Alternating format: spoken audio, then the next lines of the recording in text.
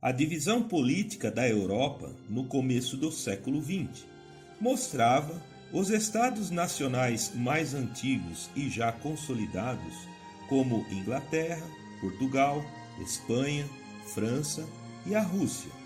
E agora figuravam os reinos alemães do norte da Europa aglutinados no Império Alemão. Mais ao sul, a Áustria, a Hungria, a Eslovênia, tchecos e eslovacos formavam o Império Austro-Húngaro. O Império Russo abarcava as maiores populações eslavas da Europa, como poloneses, lituanos, ucranianos e russos.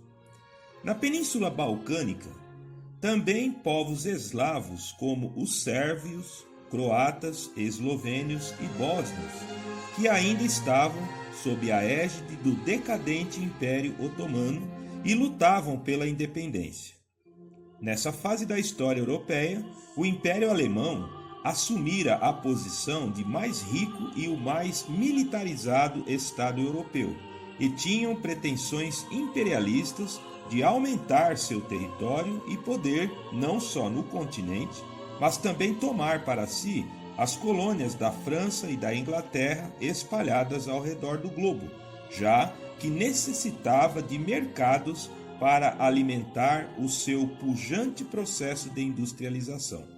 O poderio e as ambições imperialistas do Império Alemão e do histórico aliado Império Austro-Húngaro mais ao sul preocupava e incomodava muito o equilíbrio geopolítico europeu, especialmente a Inglaterra, a Rússia e a França, que ainda estava ressentida pela derrota na Guerra Franco-Prussiana e pela perda da Alsácia-Lorena para os alemães.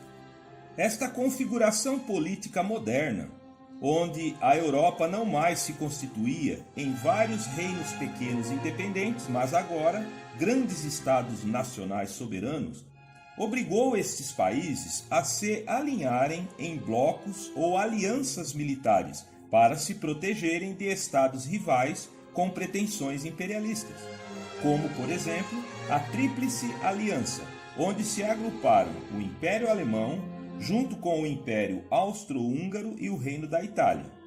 Para fazer frente a esse poderoso bloco, alinharam-se na Tríplice Entente a França com o seu rival histórico, a Inglaterra e o Império Russo. Este clima tenso do início do século XX fez surgir a corrida armamentista, onde se faziam grandes investimentos na compra e na construção dos modernos equipamentos militares resultantes da Revolução Industrial, como canhões, tanques, pistolas, fuzis e metralhadoras. Também, uma nova e terrível arma de guerra entrava em cena: os aviões militares. O esforço colonialista das potências europeias ao redor do mundo também demandava pesados investimentos nas marinhas, principalmente na marinha da Alemanha, da França, da Inglaterra e da Rússia, onde as principais potências se viam em constante preparação e mobilização para a guerra. Uma onda de sentimento fanático nacionalista de extrema-direita se espalhava entre as populações das principais potências europeias. Também na Rússia se espalhavam os ideais marxistas entre a população já revoltada com a perda da batalha contra o Japão e também pela grave crise econômica que o Império Russo enfrentava. Ideais como o pan-eslavismo, que preconizava a união imperialista dos povos eslavos, e também o pan-germanismo, que queria que todas as nações de língua alemã se unissem num único império, se alastravam entre as populações desses países. Os impérios continentais, como o Império Austro-Húngaro e o Império Russo, não empreenderam esforços de colonizar outras terras distantes, como fizeram Portugal, Espanha, França e Inglaterra. Então, suas estratégias expansionistas sempre se baseavam em invadir e controlar povos e territórios vizinhos. Com o declínio da influência do Império Otomano, o Império Austro-Húngaro começou a almejar a anexação e o controle dos países dessa região. Porém, a Rússia, sendo ela a maior potência eslava do leste, também desejava anexar e controlar estes países. Mas, na realidade, estes povos eslavos da Península Balcânica também nutriam forte sentimento nacionalista e não mais queriam viver subjugados ao controle de nações estrangeiras, já que este movimento, após a Revolução Francesa, havia se disseminado por toda a Europa. Foi então que no fatídico 28 de junho de 1914, em Sarajevo, capital da Bósnia, um grupo terrorista, apoiado pelo exército bósnio, que era anti-austríaco e pró-Rússia eslava, executaram um atentado contra o arquiduque Ferdinando, herdeiro do trono da Áustria, que estava em visita a Sarajevo. Quando as autoridades da Áustria descobriram que o exército bósnio apoiou este atentado, declararam guerra à Bósnia, que por sua vez fizeram com que a Rússia entrasse no conflito em socorro à Bósnia e contra a Áustria. A Alemanha, vendo a Rússia concentrada nos esforços de guerra na Bósnia, achou que agora poderia ser fácil invadir a França, já que seu aliado estava ocupado em outra frente de batalha. Só restava se preocupar então com a Inglaterra. Então se deflagra, em 28 de julho de 1914, a Primeira Guerra Mundial em duas frentes, uma na região dos Balcãs, entre Bósnia, Áustria e o Império Russo, e outro fronte, a Alemanha contra a França e mais tarde a Inglaterra. Esta guerra entre a Tríplice Entente e a Tríplice Aliança seria a primeira guerra da era moderna pós-revolução industrial. Uma guerra diferente, onde os equipamentos eram pesados e tinham alto poder de destruição, como tanques e canhões. No início, a Alemanha planejava realizar o ataque Schlieffen, um ataque rápido que não desse tempo de a França reagir. A intenção era ocupar Paris rapidamente e aproveitar enquanto a Rússia estava ocupada em outra frente de batalha e teria dificuldades de vir em socorro da França. Primeiro, rapidamente em 2 de agosto de 1914, a Alemanha ataca pela Bélgica e segue em direção a Paris. Também declara guerra à Rússia. A guerra rápida e fulminante não aconteceu. Populações da Bélgica e da França, bem como na Bósnia, se mobilizaram para ajudar ao exército. Cavaram trincheiras no caminho das tropas e estas táticas fizeram parar os avanços e movimentações, tanto do exército alemão na direção de Paris, como dos exércitos austríacos na direção da Bósnia. Esses acontecimentos fizeram a guerra se prolongar por vários anos em sangrentos e cruéis massacres. Neste conflito, além das novas armas e táticas já mencionadas, se empregaram gás venenoso, gás clorídrico e gás mostarda.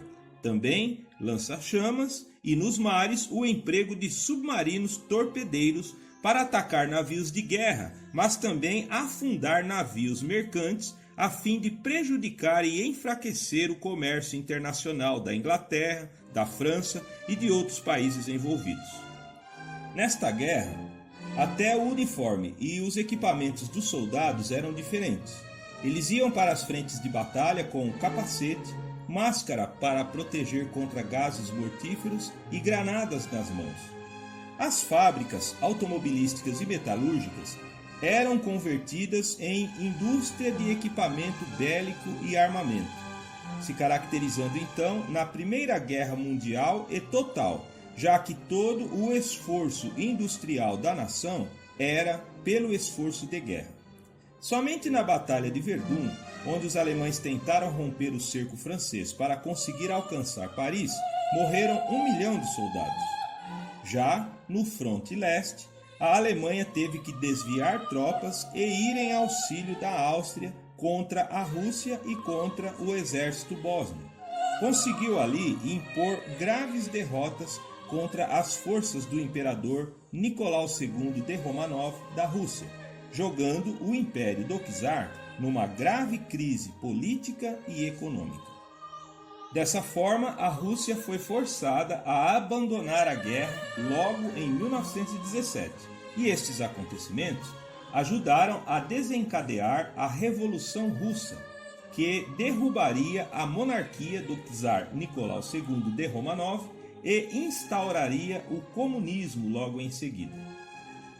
Nações dominadas pela Alemanha na África e na Ásia também começaram a se rebelar, aproveitando-se do esforço de guerra alemão na Europa.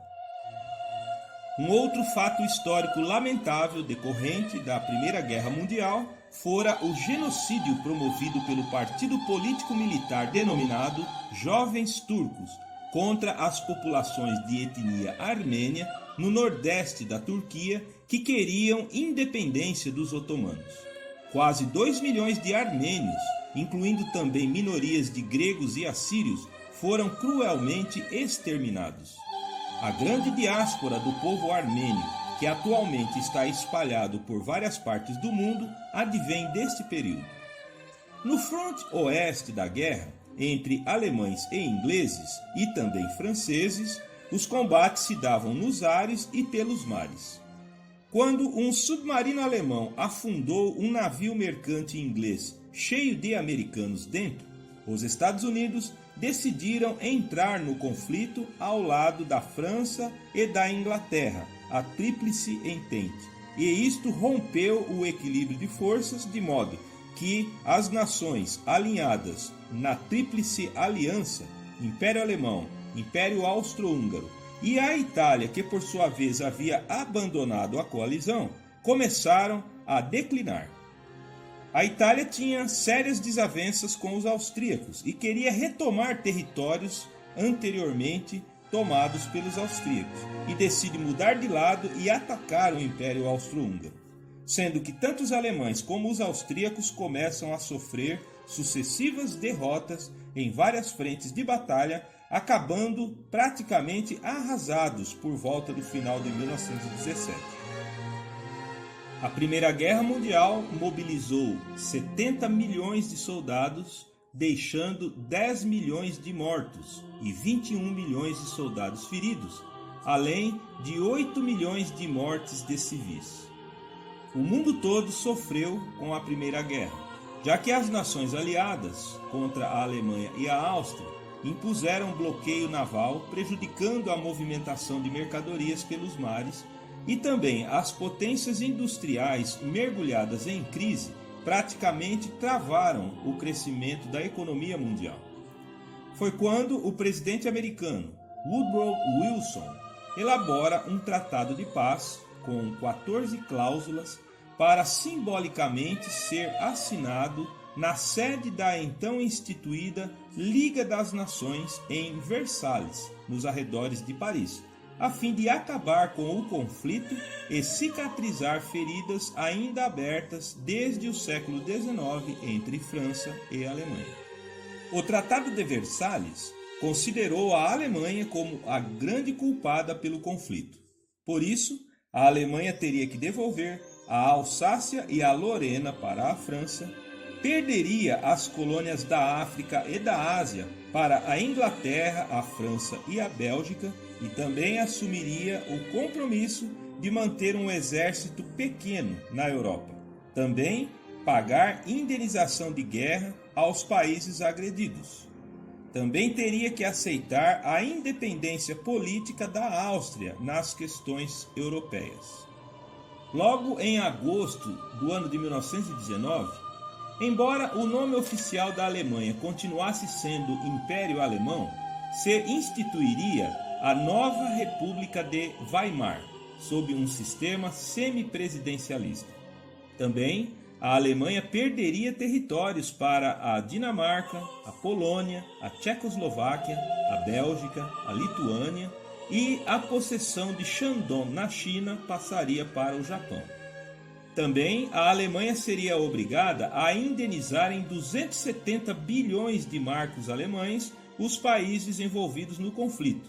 Também continuar aceitando taxação de 12% pelas exportações destinadas aos países europeus. Todas estas imposições e penalidades deixou a Alemanha endividada e em sérias dificuldades, mergulhada numa profunda crise. As principais potências vencedoras da Segunda Grande Guerra, Inglaterra e França, também aproveitaram o desfecho para ocupar o poderio deixado pela queda do Império Otomano e criaram então estados artificiais segundo interesses econômicos e geopolíticos, principalmente pelo fato de se ter descoberto reservas de petróleo na região, que passaria a ser denominada de Oriente Médio a partir de então, onde Síria e Líbano ficariam sob a tutela da França e a Palestina e o Iraque ficariam sob a tutela britânica. E quando parecia ter chegado a hora de juntar os cacos e reconstruir a Europa destruída pela guerra, uma pandemia já corria entre a população. Mas os jornais da época, além de serem controlados e censurados, também não davam o espaço devido para a calamidade que se avizinhava. Já na Espanha, que não havia participado da Primeira Guerra Mundial, a imprensa era livre e noticiava veementemente a pandemia, informando inclusive sobre a grave enfermidade que acometia o rei Afonso XIII da Casa de Bourbon da Espanha. De modo que quando a Europa voltou a sua atenção para a calamidade, acharam que ela teria se iniciado na Espanha. Então, sendo apelidada de gripe espanhola, até hoje há dúvidas quanto a se ela se originou nos Estados Unidos, na Inglaterra ou na China. O que se sabe é que era uma gripe causada por vírus do tipo influenza H1N1, o mesmo que causou um surto no Brasil e na China no ano de 2009, e que causava síndromes respiratórias graves e predispunha o paciente a contrair pneumonia bacteriana. Isto num ambiente de pós-guerra mundial propício para a propagação de moléstias, já que os hospitais andavam lotados e em precárias condições de asepsia e de higiene. A gripe espanhola, em pouco tempo, se espalhou por todo o mundo, que na época tinha menos de 2 bilhões de habitantes, mas com 500 milhões de contaminados, ou seja, 1 em cada 4 habitantes do mundo contraiu a gripe. Uma estimativa de 100 milhões de mortos, a gripe espanhola chegou ao Brasil em 1918 no navio inglês Demerara, cujos passageiros desembarcaram no Recife, em Salvador e no Rio de Janeiro. E em apenas poucos meses, a doença estava espalhada, chegando a matar quase 300 mil brasileiros, segundo estimativas da época, inclusive tragando a vida do então eleito presidente da República, Rodrigues Alves.